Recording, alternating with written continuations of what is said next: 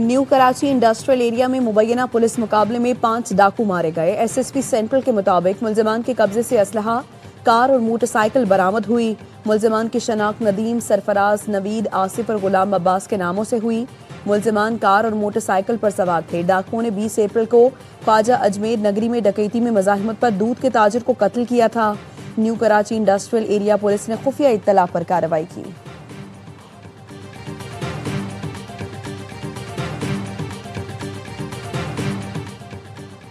फैसलाबाद और चिन्योट में सीसीडी से 2 मुबैना मुकाबलों में 7 डाकू मारे गए। फैसलाबाद में मारे जाने वाले 4 डाकुओं से क्लाशनकोव, पिस्तौल और छीनी गई 2 मोटरसाइकिलें बरामद। मुल्जिमान के 4 साथी फरार हो गए। चिन्योट में 6 डाकू घर लूट कर फरार हो रहे थे कि पुलिस से सामना हो गया। फायरिंग के तबादले में 3 डाकू जख्मी हुए जो बाद में दम तोड़ गए।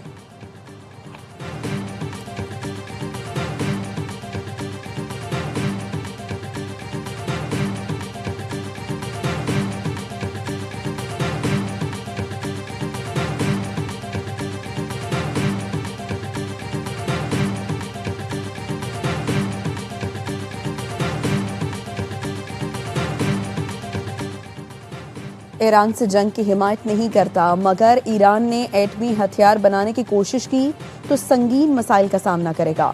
8 या 9 साल बाद अपने ओहदे से सुबुकदोश होगा। अमरीकी सदर ट्रंप का व्हाइट हाउस में स्मॉल बिजनेस समिट से खिताब। ट्रुथ सोशल पर पोस्ट में कहा, ईरान ने इन ममालिक पर हमले किए जिनका हुर्मुज़ ऑपरेशन से ताल्लुक नहीं था। खित्ते में अमरीकी फौज की मौजूदगी बरकरार रहेगी। ज़रूरत पड़ने पर हम अपने तमाम जदीद हथियार इस्तेमाल करेंगे।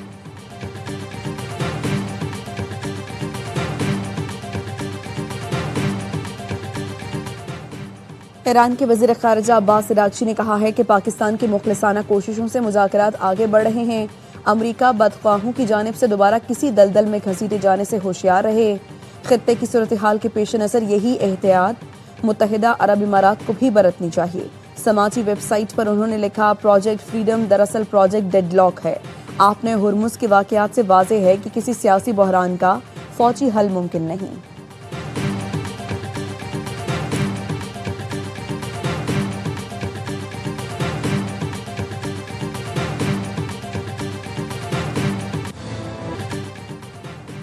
ईरान का फुजेरा में ऑयल फैसिलिटी पर हमले का पहले से कोई इरादा नहीं था। सीनियर ईरानी फौजी हुकाम के मुताबिक ये वाक़या अमरीकी मुहिम जोई का नतीजा है। ईरानी सरकारी मीडिया का कहना है कि अमरीका ने आपने हुर्मुज़ से गैर कानूनी गुजरगाह बनाई जिस पर यह वाक़या हुआ। सीनियर ईरानी फौजी हुकाम का कहना है अमरीका को वाक़े का जिम्मेदार करार दिया जाए। ईरानी फौजी हुकाम का कहना है यूएई को मालूम है वो शीशे के घर में बैठा है। यूएई का अदम तहफ़्फ़ुज़ उसके लिए एक मोहलिक ख़तरा है।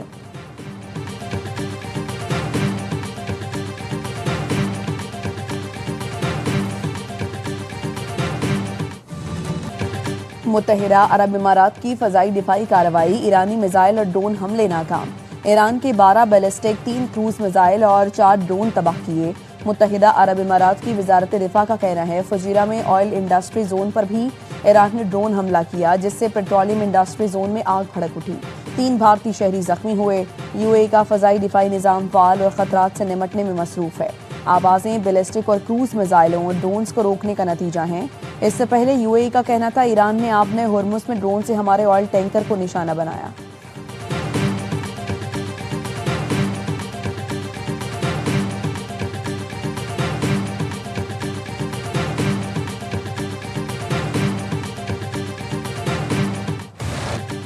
ईरानी फौज का अपने हुर्मुज़ में अमरीकी जंगी जहाज़ों को निशाना बनाने का दावा। ईरानी बहरिया ने सख्त और फौरी वार्निंग देकर अमरीकी जहाज़ों को रोका। फॉक्स न्यूज़ का कहना है अमरीकी जहाज़ों को रोकने के लिए जजीरा जास के करीब मिसाइल दागे गए। 2 मिसाइलों से अमरीकी जंगी जहाज़ को निशाना बनाया गया। अमरीकी सेंट्रल कमांड ने जंगी जहाज़ पर हमले की तरदीद कर दी। कहा किसी जहाज़ को निशाना नहीं बनाया गया। 2 अमरीकी तजारती जहाज़ों ने आपने हुर्मुज़ कामयाबी से उबूर कर लिया। जहाज़ मुकम्मल हिफाजत के साथ अपने सफ़र पर गामज़न हैं। हमारे जंगी जहाज़ों ने खलीज अरब में अपनी पोजीशनें संभाल ली हैं। पासदाराने इनकलाब का कहना है ईरान की इजाज़त के बगैर चंद घंटे में कोई जहाज़ आपने हुर्मुज़ से नहीं गुजरा। शिपिंग कंपनियां अमरीकी खाम ख्याली पर भरोसा ना करें। इजाज़त के बगैर गुजरने वाले जहाज़ों को बज़ोर ताकत रोका जाएगा।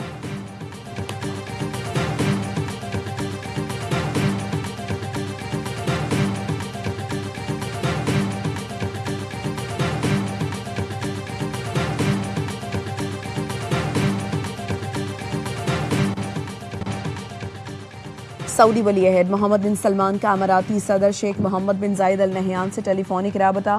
सऊदी वली अहद ने मुत्तहिदा अरब इमारात पर बिला जवाज़ ईरानी हमलों की शदीद मजम्मत की। इमाराती सलामती और इस्तेहकाम के दिफा के लिए मुमलिकत की हिमायत का अदा। दोनों रहनुमाओं ने ताज़ा तरीन इलाकाई पेशरफ्त का जायजा लिया। खित्ते में सलामती और इस्तेहकाम के लिए की जाने वाली कोशिशों पर भी तबादला ख्याल किया गया।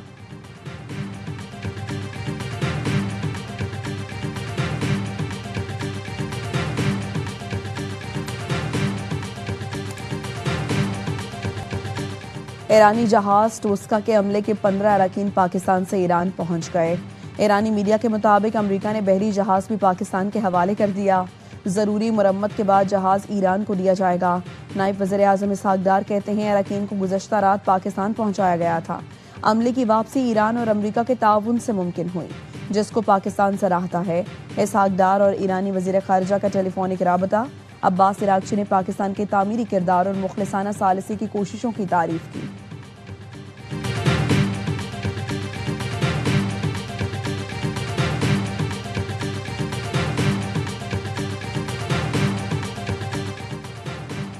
नायब वज़ीर आज़म इसहाक डार और बरतानवी वज़ीर ख़ारिजा का राबता। खित्ते की सूरत हाल पर गुफ्तगू। यूएट कोपरा ने अमन के लिए पाकिस्तान की सिफारती कोशिशों और सालिसी के किरदार को सराहा। पाकिस्तान के खित्ते में पायदार अमन के लिए मुकालमे के फ़रोग पर बरतानिया का इजहार इत्मीनान। इसहाक डार ने इलाकाई और आलमी अमन के लिए पाकिस्तान से मुकालमा और सिफारतकारी के अज़्म का अदा किया। दोनों रहनुमाओं ने जारी तनाज़े के आलमी मईशत पर असरात और दीगर वसी तर मुज़म्मरात पर भी तबादला ख्याल किया। दो तरफा उमूर समेत इलाकाई और आलमी पेशरफ्त पर करीबी राबते जारी रखने पर इत्तफाक।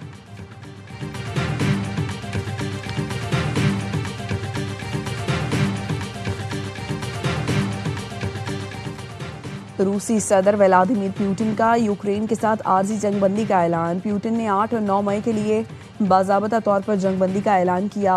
रूसी मीडिया का कहना है पुतिन ने आर्जी जंगबंदी का ऐलान जंग अजीम 2 में जर्मनी के शिकस्त की सालगिरह पर किया।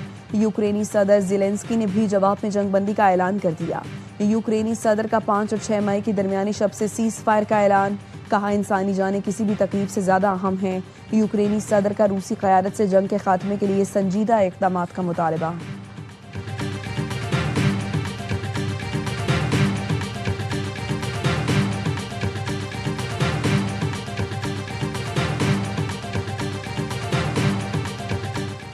मुकर्ररा मुद्दत के अंदर फैसला ना सुनाना कानून की खिलाफ वर्जी है।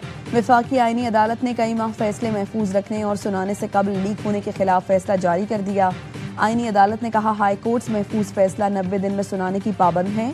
मुकर्ररा मुद्दत के बाद सुनाया गया फैसला उसी बुनियाद पर ही कलअदम करार दिया जा सकता है। बेंच मेंबरान का जाने अनजाने में सुनाए जाने से कबल फैसला लीक करना रूल्स के खिलाफ है। बेंच सरबराह कबल अज़ वक्त फैसला या उसके नकात लीक होने पर असर नो समात का हुक्म दे सकता है। हाई कोर्ट्स में ऐसा मामला चीफ जस्टिस जबकि सुप्रीम कोर्ट में जजिस कमेटी को भेजा जाएगा। आईनी अदालत ने पाकिस्तान शिपिंग कॉरपोरेशन की अपील निपटा दी। आईनी अदालत ने सिंध हाई कोर्ट की ऑब्जर्वेशंस हज़फ कर दी। शिपिंग कॉरपोरेशन अपील में सिंध हाई कोर्ट ने महफूज फैसला 10 माह के बाद सुनाया था। शिपिंग कॉरपोरेशन ने पेंशन अदायगी केस में सिंध हाई कोर्ट का फैसला चैलेंज किया था।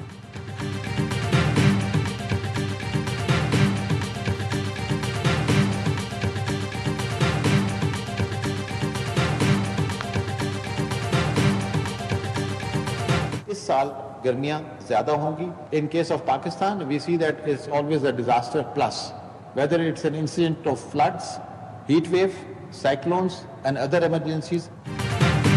रवां साल हीट वेव, जंगलात में आग और शदीद मानसून बारिशों का खदशा।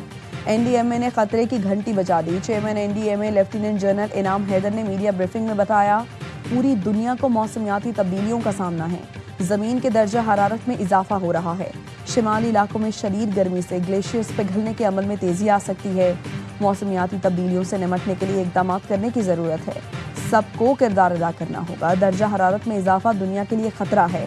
पाकिस्तान मौसमियाती तब्दीली से ज़्यादा मुतासिर दुनिया का चौथा बड़ा मुल्क है। माहिरीन के मुताबिक रवा साल गर्मी ज़्यादा पड़ेगी। इनाम हैदर ने पाक एनडीएमए डिजास्टर अलर्ट ऐप से शुरका को आगाह किया।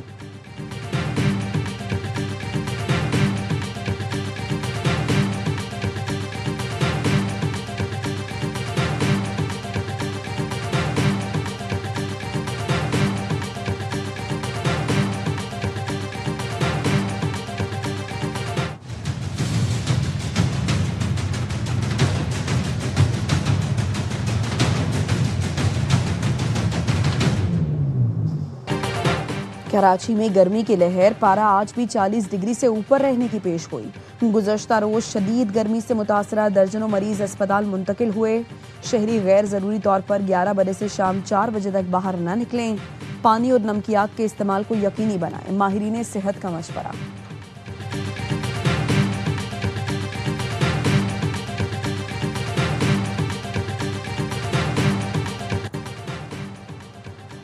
महकमे तालीम सिंध दरसे कुतब बर वक्त फराहम करने में नाकाम। नए तालीमी साल शुरू हुए महीना गुजर गया।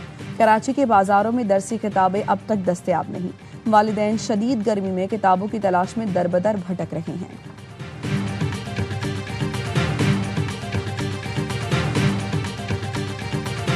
सजावल में बदीन रोड पर दौरान चकरेट से भरे डंपर से 13,000 किलो छालिया बरामद। पुलिस के मुताबिक डंपर से मिलने वाली सुपारी गुटके के 944 थैलों में छुपाई गई थी।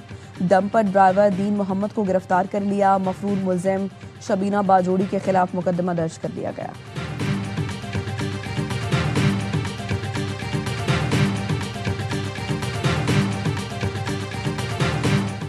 वज़ीर आला मरियम नवाज का पंजाब डेवलपमेंट प्लान 52 शहरों की तज़ीन व आराइश और अपग्रेडेशन का आगाज हो गया। Critical, most critical, non critical work जारी है। 52 शहरों में तकरीबन 40% मोस्ट क्रिटिकल वर्क मुकम्मल कर लिया गया। लाहौर डेवलपमेंट प्लान का पहला फेज मुकम्मल हो गया। फेज 2 का 76% काम मुकम्मल हो गया। जून के आखिर तक लाहौर डेवलपमेंट प्लान फेज 2 मुकम्मल कर लिया जाएगा।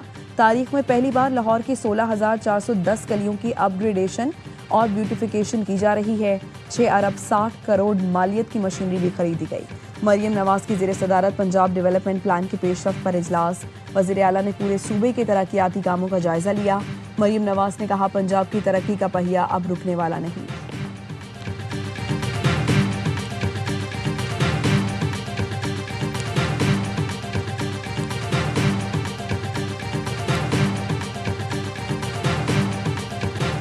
खैबर पख्तूनख्वा में ड्राइविंग लाइसेंस बनवाना हो गया आसान। वज़ीर आला केपी ने डिजिटल लाइसेंस मैनेजमेंट सिस्टम का इफ्तिताह कर दिया। सुहेल आफरीदी कहते हैं, नए सिस्टम के तहत ड्राइविंग लाइसेंस का इजरा मुकम्मल तौर पर डिजिटल हो गया। खदमात की डिजिटाइजेशन से शहरियों को सहूलत, मेरिट और शफाफियत यकीनी होगी।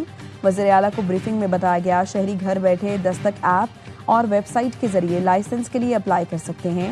QR कोड वेरिफिकेशन और मरकजी डेटाबेस की तैयारी भी मुकम्मल कर ली गई।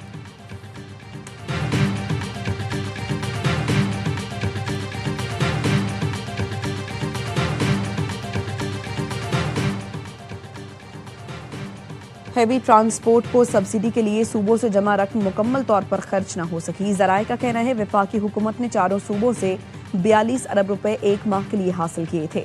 हैवी ट्रांसपोर्ट मालिकान की अक्सरियत ने रजिस्ट्रेशन नहीं कराई। सब्सिडी की रकम का बड़ा हिस्सा पंजाब और सिंध की हुकूमतों ने दिया था। मीटिंग में पीपल्स पार्टी क़यादत और वफाकी वजीर में बहस भी हुई। PP रहनुमा ने वफाक के बजट से सब्सिडी का कहा तो वफाकी वजीर का मौक़िफ़ था, आप हुकूमत का हिस्सा हैं, साथ दें। सिंध हुकूमत के तहफ़्फ़ुज़ात पर सब्सिडी की रकम 3 माह की बजाय 1 माह के लिए ली गई थी। चारों सूबाई हुकूमतों ने कहा, खर्च के बाद सब्सिडी की रकम का पूरा हिसाब भी दिया जाए।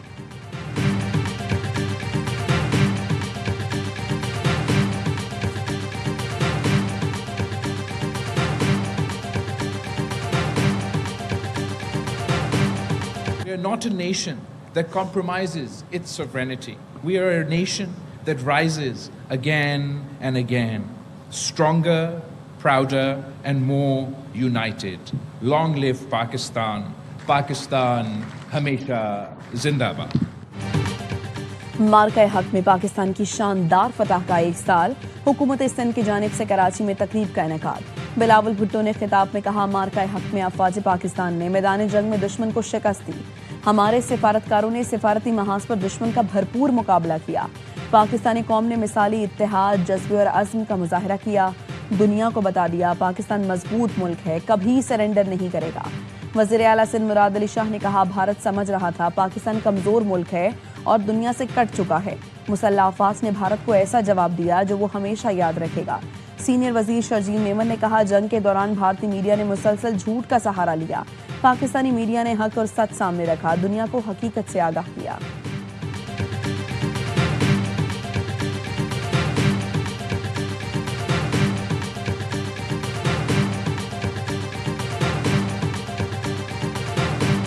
The Select USA Investment Summit is where American business opportunities begin. From May 3rd through the 6th, a delegation of 16 Pakistani entrepreneurs and business leaders are participating in the Select USA Investment Summit in National Harbor, Maryland.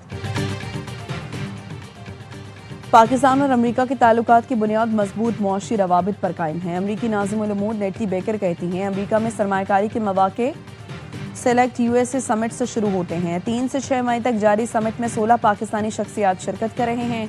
Summit अमरीकी क़यादत से बराह रास्त रवाबित का बेहतरीन मौका फराहम करती है। पाकिस्तानी सरमायाकारों को अमरीका में कारोबार वुसअत देने में मुआवनत पर खुशी है।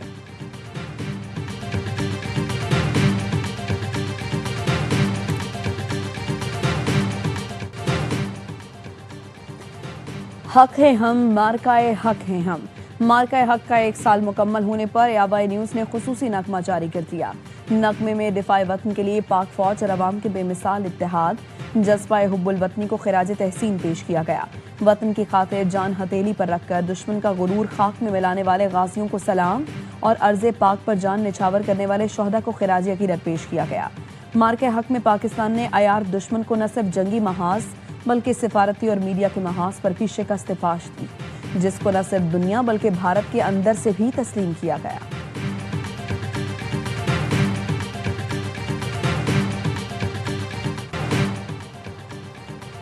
बांग्लादेश के खिलाफ टेस्ट सीरीज से काबिल पाकिस्तानी टीम की तैयारियां। पाकिस्तानी टेस्ट स्क्वाड का बांग्लादेश में पहला ट्रेनिंग सेशन। पीएसएल फाइनल खेलने वाली खिलाड़ी बांग्लादेश रवाना हो गए। पाकिस्तान और बांग्लादेश के दरमियान पहला टेस्ट 8 मई को खेला जाएगा।